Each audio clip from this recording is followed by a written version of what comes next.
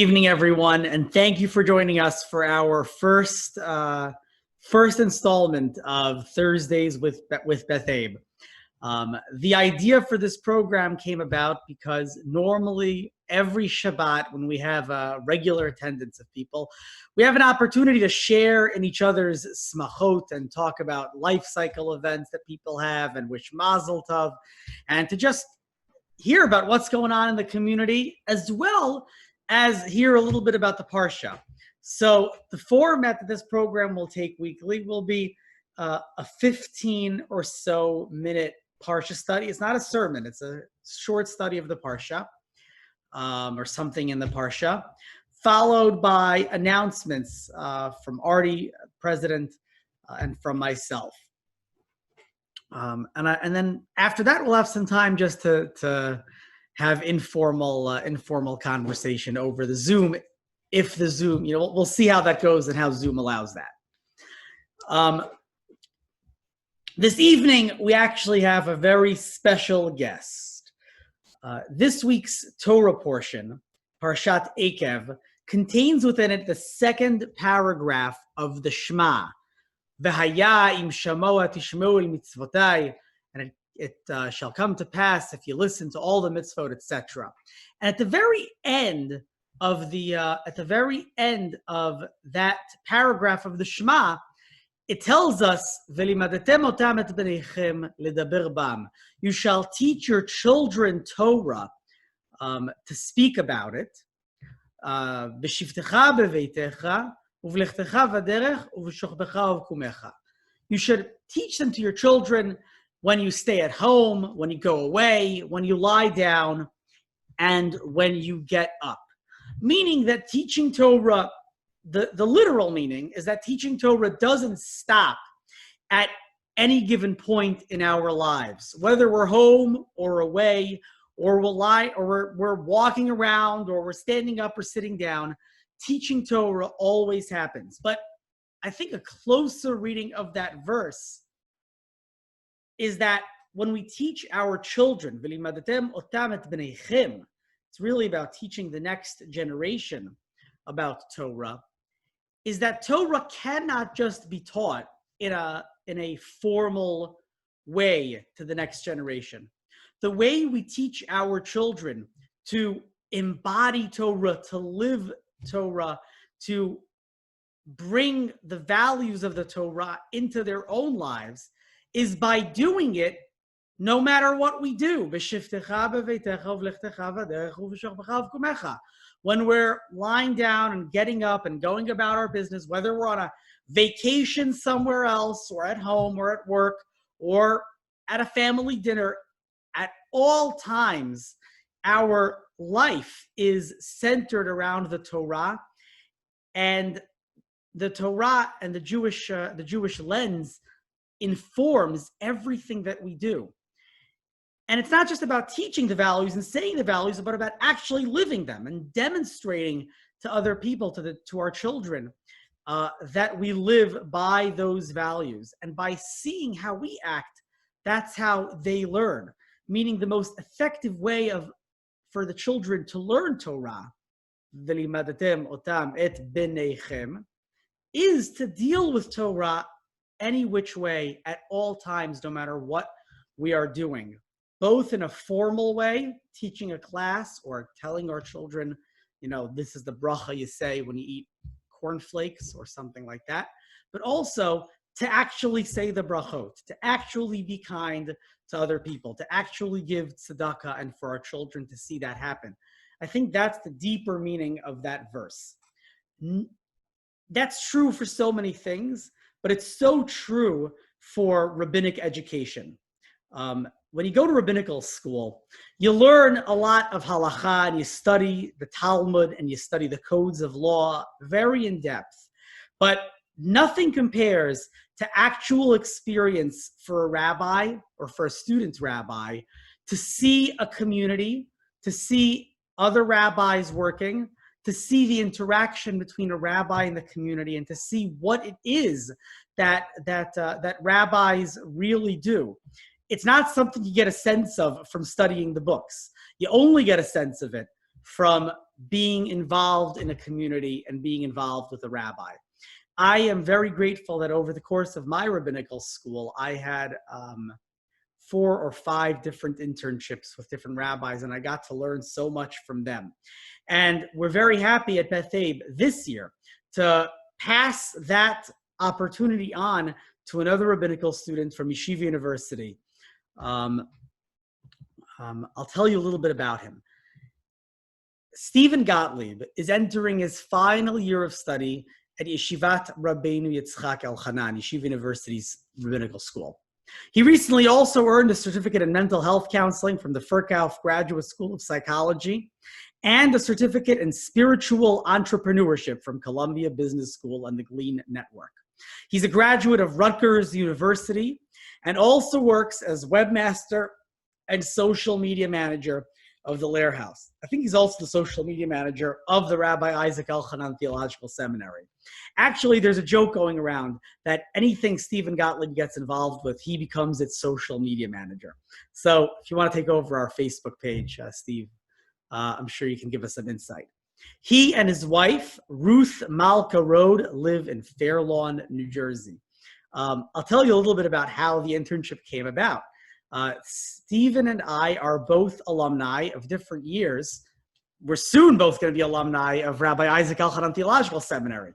But we are both alumni of the Center for Modern Torah Leadership Summer Beit Midrash, which is a summer Torah study program. And in one of the forums in which all the various alumni speak, Stephen posted that he was looking for a rabbinic internship at a community that's not really a New York City community, a community where there is a variety of hashkafot, a variety of philosophies, a variety of levels of observance, a great variety of ages, and where everybody kind of gets along. And I saw that description, and I said, hey, Steve, I have a community for you. Around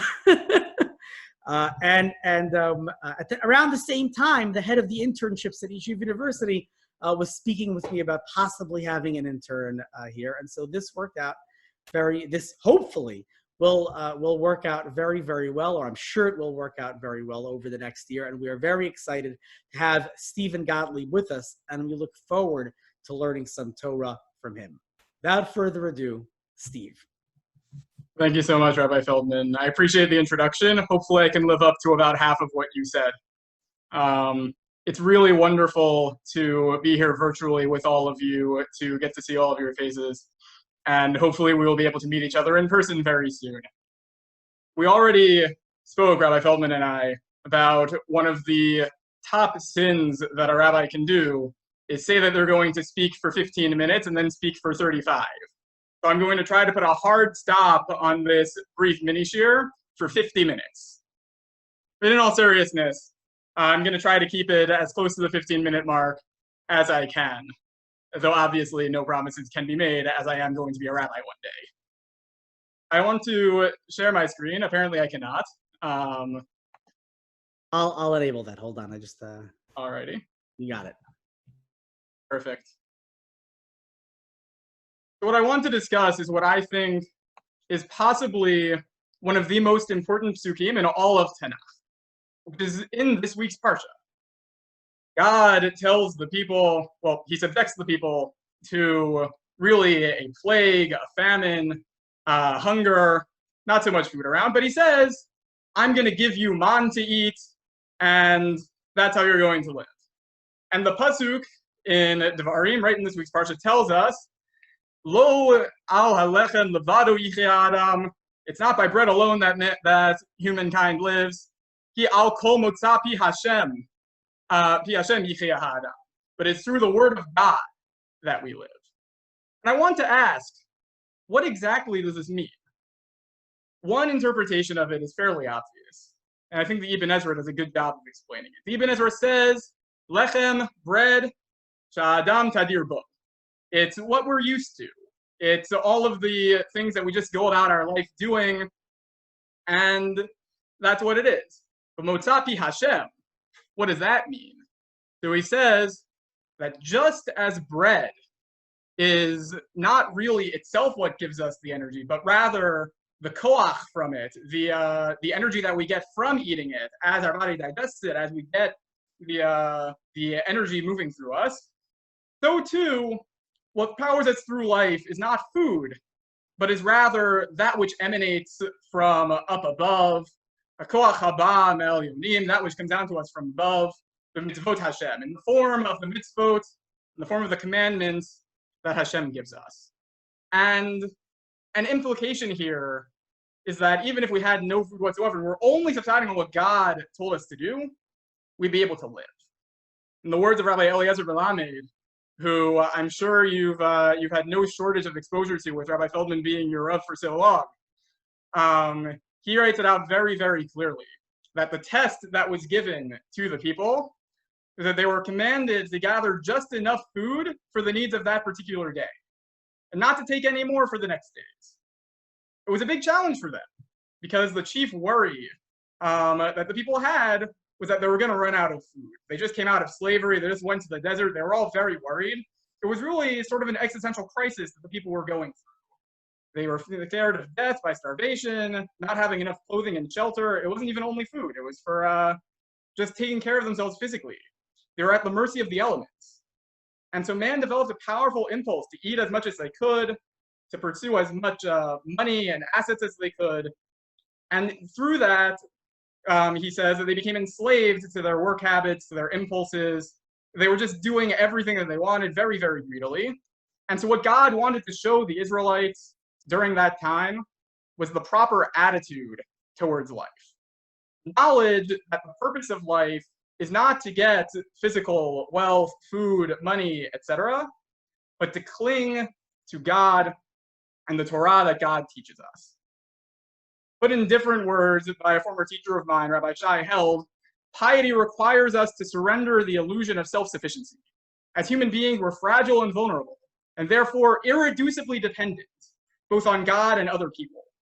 And that's what it means when he says that we need God and can't live by bread alone. We need to admit that we are dependent, that we have no power, and that all of the power is in heaven.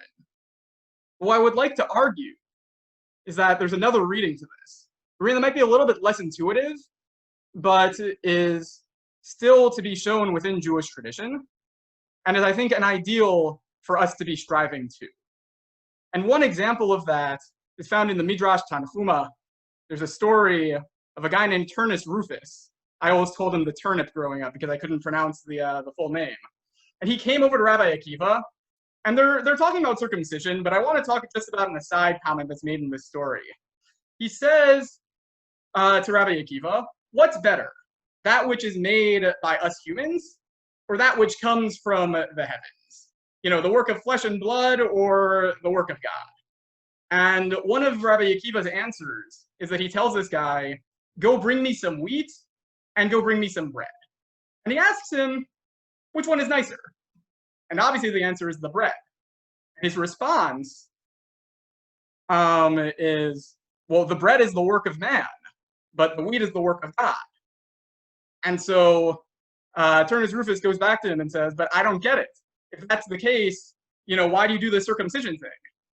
And Rabbi Akiva concludes by saying, because the commandments were given in order to purify us. It's tzaraf otam lahem, that we get elevated from it, we get purified by it, it perfects us. That's what we use these commandments for. And that really gives sort of a participatory nature to this. God gives us the start, but it doesn't mean that we're entirely dependent on him. It doesn't mean that we need to forsake our humanity, forsake what we want to do with ourselves and, you know, go towards that. Rather, it's about intention. And this week's Parsha, the Midrash on it actually says this too. Sifrei Devarim, it says, Lechem is Midrash. It's the stories that we tell ourselves, the stories that we were raised on, the behind the scenes looks, the narratives that power our lives. But Kol Motapi Hashem, that's halachot and agadot. It's the laws and the particular stories of those laws being put into practice. It's not only about thinking. It's not only about having this narrative in our heads. It's about actually going out and doing these and doing it in a way that lives true to these values. But it's not about thinking. It's about doing. It's not about surrendering to this overpowering control, but in partnership. And no one explains this better, I think, than Abraham Joshua Heschel in his famous book, Man is Not Alone, A Philosophy of Religion. Those who have heard of God in Search of Man, this is the prequel to it. And he lays out three kinds of religions just descriptively. He's not speaking theologically here. He's just saying, when we look at religions, we see three types. You see those of self-satisfaction, right? The ones that's all about me going out and doing what I want to do and using religion just as a justification for that. That's the first type. That's, I think, the type that Rabbi Melamed was advising against very, very clearly. The second kind is that in which all personal needs are discarded. Man seeks to dedicate his life to God at the price of annihilation of all of his desire, believing that the human sacrifice and complete self-denial is the form of worship. That's a logical extension of the pasuk we were looking at. But the third form of religion is what he presents as the ideal, the synthesis between the two. And this is what I think we should all be striving towards. The third form of religion, while shunning the idea of considering God a means to attaining personal ends, insists that there is a partnership between God and man, that human needs are God's concern, and divine ends ought to become human needs. It rejects the idea that the good should be done in self-detachment, that the satisfaction felt in doing the good would taint the purity of the act. Judaism demands full participation of the person in service of the Lord. The heart, rather than boycotting the acts of will, ought to respond in joy and undivided delight. A little bit above, he says that religious education, specifically in Judaism, must consist in converting ends into personal needs, rather than converting needs into ends. And the ultimate end is, as the pasuk says, realizing that it's not by our work alone that we live, but through God. At the same time, though it's not by our work alone, our work is still a part of what we do. Our work is still something we can put ourselves into. And when I say work here, Rabbi Lamb of blessed memory wrote in Torah Umada, talked about 6 different kinds of bridging the secular culture with Torah Judaism. And his third he called the Hasidic model. Avodah b'gashmiyut was actually what he used specifically. That things that we do in the physical world, when done with the proper intention, can be converted into holy acts. And this, I think, is where these midrashim point us to.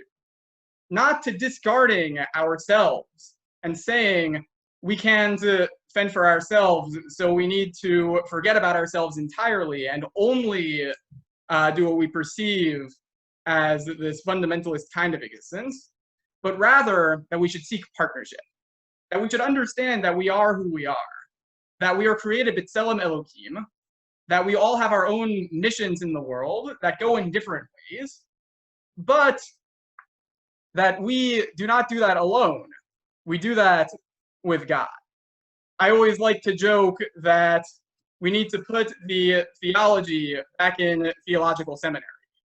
That we need to be able to have a relationship with HaKadosh Baruch Hu, while also understanding that we're human beings.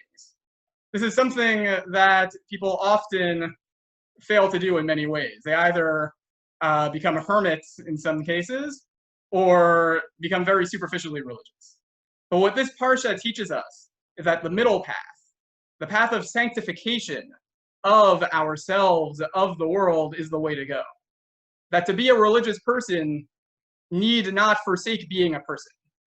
And that's the thought that I want to end on. That is, I think, the message of this pasuk. And that's what I would like us to maybe meditate on a bit. I wish everyone an early Shabbat Shalom, and I hope to really be able to get to know everyone as the year goes on.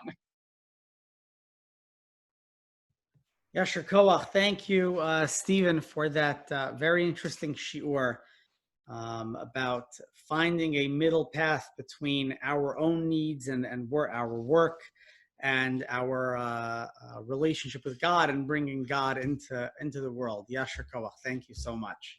I am sure First of all, everybody here, I'm sure that Stephen is interested in continuing this conversation with you. If you would like to continue it, we can speak during the Kiddush slot, but also I will put into the chat Stephen's email address, or Stephen can chat his own email address to everybody so people can be in touch with him if they would like to send questions or comments or anything of that sort. So his email address should appear in the chat shortly. And we look forward to many, many more opportunities to learn Torah together with you over the coming year. Okay, I turn over the microphone to Artie. Okay, am I audible? Is Yes. it working? Okay, good. All right. So thank you, Rabbi Feldman. And I want to start with a warm welcome to Stephen Gotlib, our rabbinic intern. As Rabbi Feldman said, we look forward to working with you and to sharing with you as well. We have a very engaged and lively community, as Rabbi Feldman was alluding to before. And there's some additional things that I think you may want to know about our community, which actually unplanned, but tie into some of the things that you were saying. One is that our congregation has a big appetite for Torah learning in the broadest sense of the term. There's a wide range of interests and different kinds of topics that people like, but we have had a very engaged group of people. We're a uniquely warm and welcoming community, and I hope that we'll have the opportunity to share with you in person so that you can see that for yourself. As Rabbi Feldman alluded to, we're a big tent Jewish congregation. We have a wide range of perspectives and levels of religious activity and so on. Some other important things that actually tie much more directly to the things that you were saying. A lot of us eat local, and in fact, many of us grow our own vegetables in the summer. So we have God's product right here in our homes. And last but not least, you should know that Rabbi Feldman is a real foodie. And so he can appreciate any kind of conversation about Torah and food. I think goes over very well. And later, I'd like to find out from you, Stephen, a little bit about what spiritual entrepreneurship is. I'm very interested to find out those things with you. Rabbi Feldman said to me earlier today when we talked a little bit about this program that he wanted to try to find something like the announcements that we had before ending our services when we were meeting in person. And I too miss those things. I'm a little bit out of sorts because Millie is not wandering around the bima to give me something to laugh at and to point to about Rabbi Feldman and his Millie family. is fast asleep, Artie. Yeah, okay. We're going to have to do this much earlier then. Okay. So I wanted to share with you two things. One is a little bit about what the board and some of the committees are doing, a couple of important initiatives that we're working on. I don't have a lot of details to share at this point, but there will be some additional things coming along, I think, in the next couple of weeks. So as you may have seen via the email that went out with the survey the other day, we have a small committee that started work on reopening plans. And that really means plans so that we can resume having services in our building, in our sanctuary, probably in the sanctuary and the social hall combined. We're working out the details with that. And the plan is to try to make those services available to everybody during the high holidays. So we've circulated a draft within the committee. I want to thank everybody who responded to the survey. The feedback was really helpful. It gave us some sense of proportions or numbers of people who might be interested in one sort of approach versus another.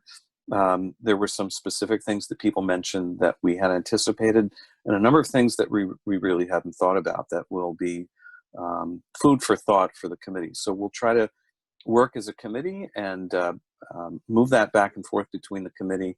The board will be meeting in about 2 weeks, so we'll bring that to the board. And I think before the end of August, we will be able to share with you a detailed plan about our things. But we can expect, I think we anticipate being able to meet together at the congregation Beth Abraham Jacob building, indoors or out, for Rosh Hashanah and for Yom Kippur this year. So really look forward to that. I think it'll be a terrific thing. Adult education is also working on programs. Laura Siegel, I know, is on the call tonight. If you're interested in teaching something, it's not just about the kinds of programs you'd like to see, but if you have something that you might be interested or willing to teach and share some expertise or knowledge that you have. We've had terrific learning inside the congregation from lay people who have many great things to say. Most memorable, I think, was Stan Rosenberg's Thai Talk. Not a TED Talk, but a Thai Talk a couple of years ago. Contact Laura Siegel to discuss the possibilities. And I want to add that our safety committee is not remaining idle, although the building's been closed.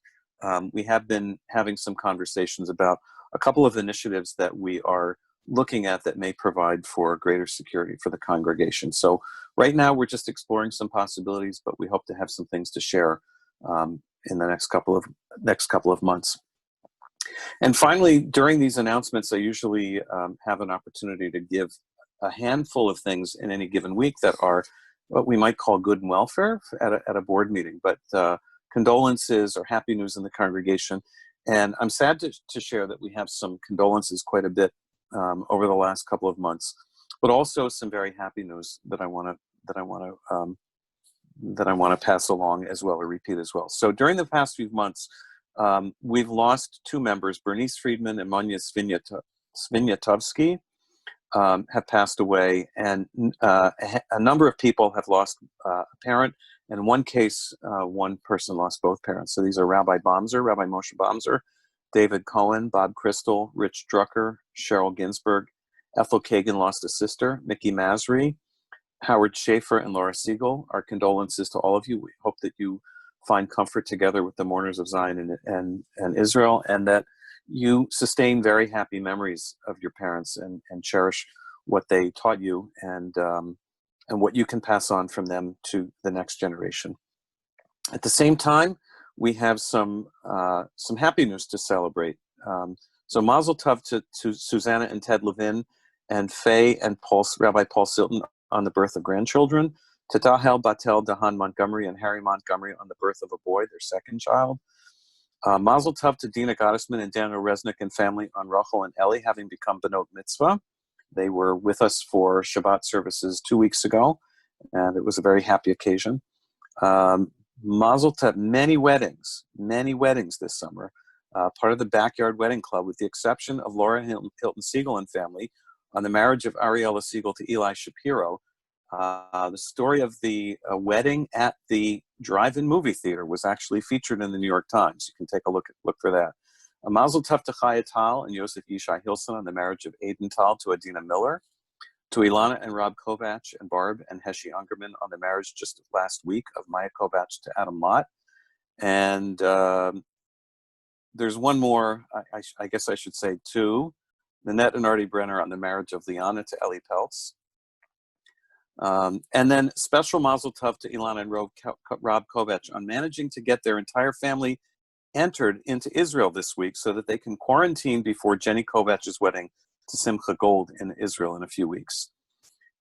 So finally, I would also like to say, Tzeitchem b'shalom, good luck, and we will miss two families who've moved on to other communities. Rivki and Chananya Goldman were here with us for the last couple of years, and Ayelet and Moshe Semelin family with us in the congregation for the last 2 years. So usually at this point, I ask our youth choir to start us on Adon Olam, but I don't see any of them on the call. So I wish everybody a Shabbat Shalom. It's really great to see everybody's face. And even masked, I think if we see each other in person, we're going to know who the other one is. So really look forward to the opportunity to do that very, very soon. Shabbat Shalom. Thank you, Rabbi Artie. Feldman.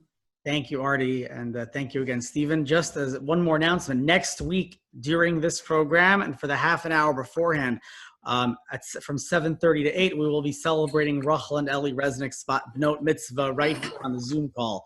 So we'll start a half an hour early. We'll have the same program from 8 to 8:30, but from 7:30 to 8, we'll be there, Bat Mitzvah celebration, to which the entire community is invited. So mark your calendars next week, Thursday evening. Shabbat Shalom to everyone, and now